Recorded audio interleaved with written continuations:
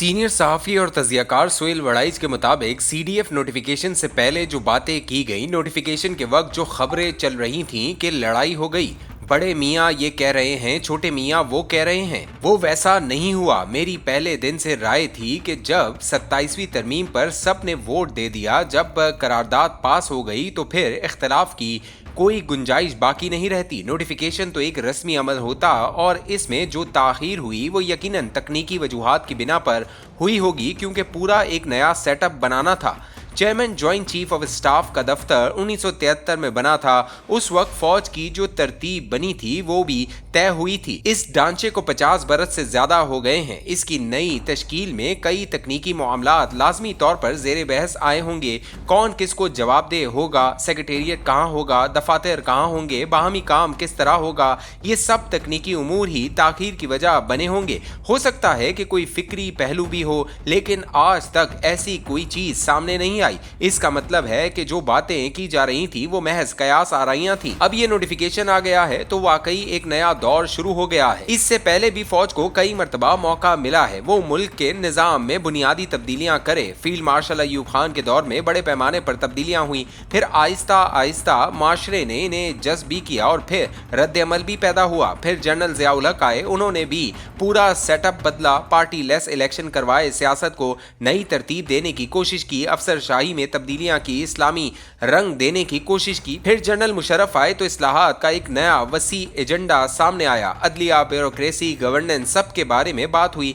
फिर जनरल बाजवा आए तो बाजवा डॉक्ट्राइन पेश की गई जिसमें माशरती सतह पर इस्लाहात की बातें थी। मौजूदा आर्मी चीफ ने अमूमन सियासी मामलात पर बात नहीं की, लेकिन अंदाजा हो रहा है कि वो पाकिस्तान के निज़ाम में बतदरीज तब्दीलियां चाहते हैं। गवर्नेंस का मौजूदा तरीका, सियासत का अंदाज, मीडिया का स्टाइल, इनसे इत्तफाक नहीं किया जा रहा था और मुख्तलिफ मौक़ों पर इसका इज़हार भी होता रहा। वुज़रा न अहल, तजर्बाकार, पॉलिसी न समझने वाले, सियासी जमातें, गैर तरबियत याफ्ता, गैर मुनज़्ज़म, गैर तालीमी याफ्ता, ये सब अमूमी शिकायत थी। दुनिया के मुख्तलिफ मॉडल भी असर डालते रहे। बांग्लादेश की PhD कैबिनेट, सऊदी अरब का टेक्नोक्रेट निज़ाम, चीन की मेरिटोक्रेसी, इनके असरात पाकिस्तान के निज़ाम को मुतासर करते रहे। पाकिस्तान के मौजूदा सेटअप पर अदम इत्मीनान आम लोगों में भी था और अहम इदारों में भी। जब मुल्क की तरक्की, माशी बेहतरी और इस्तेहकाम की उम्मीदें पूरी नहीं होती तो फिर मुल्क की कमजोरियां सामने आती हैं और नाराज़गी बढ़ जाती है। तवक्को यही थी कि तब्दीलियां होंगी और लगता है कि इसी तरफ बढ़ा जा रहा है। नोटिफिकेशन और रीऑर्गेनाइजेशन के बाद मुल्क का दिफा यकीनन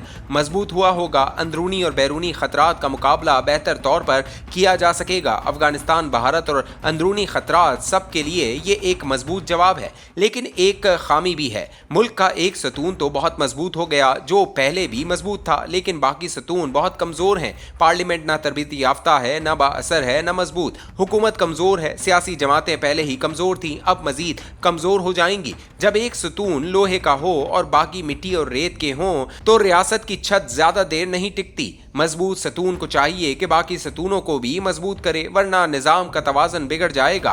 फौज सबसे मुनज़्ज़म इदारा है और सबको इससे सीखने की ज़रूरत है। मार्शल लॉ के तवील अदवार में भी फौज बाकी माशरती तबकों को अपनी तरह मुनज़्ज़म न कर सकी। फौज के अंदर डिसिप्लिन, माली नज़्म, बेहतर मैनेजमेंट, तवील मशावरत और दस्तावेजी फैसले होते हैं, लेकिन सियासी जमातों ने ना थिंक टैंक बनाए, ना पॉलिसी साजी की तैयारी की। मुल्क को चलाना है तो जदीद दुनिया के उसूलों के मुताबिक चलाना पड़ेगा। ताज़ा सूरत हाल में DGISPR और PTI के बानी के दरमियान जो टकराव हुआ वो अफसोसनाक है। फौज सबकी है, चाहे हुकूमत हो या अपोजिशन। माजी में नून league, peoples party, Jamaat Islami, मौलाना फजल रहमान सबके इख्तलाफात रहे, मगर फौज बहैसियत इदारा सबका मुश्तरका विरसा है। पॉलिसी इख्तलाफात हो सकते हैं, ज़ाती इख्तलाफात हो सकते हैं, मगर फौज रियासत का बुनियादी सतून है।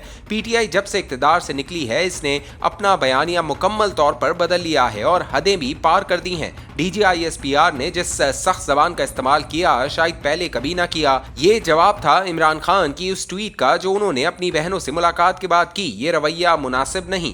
फौज भी सबकी है, रियासत की नुमाइंदा है। इस लड़ाई को इस हद तक नहीं जाना चाहिए। PTI के समझदार लोगों को आगे आकर आग बुझानी चाहिए। अगर वो मुल्क में कोई किरदार अदा करना चाहते हैं तो टकराव के जरिए नहीं कर सकते। बेहतर है कि माहौल ठंडा किया जाए। मैं पहले दिन से कह रहा हूँ, इमरान खान साहब को 9 मई के बयानिए से पीछे हटना चाहिए। यही रास्ता है जिससे मुल्क में दोबारा इत्तेहाद, इत्तेफाक और रवादारी पैदा हो सकती है।